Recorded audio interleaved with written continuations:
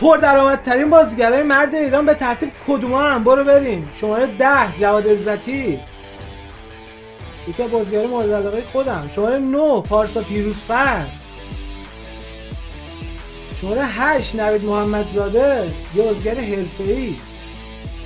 شماره 7 حامد بهداد، فیلمای اینو زیاد ندیدم.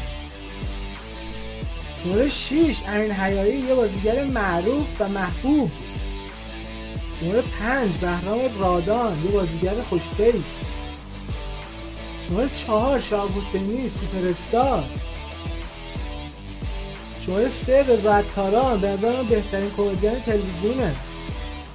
شماره 2 محمد رضا گلزار و شماره 1 هم کسی نیست به جز مهران مدیری. مرسی که ما رو حمایت میکنید. لایک و سابسکرایب فراموش نکنید.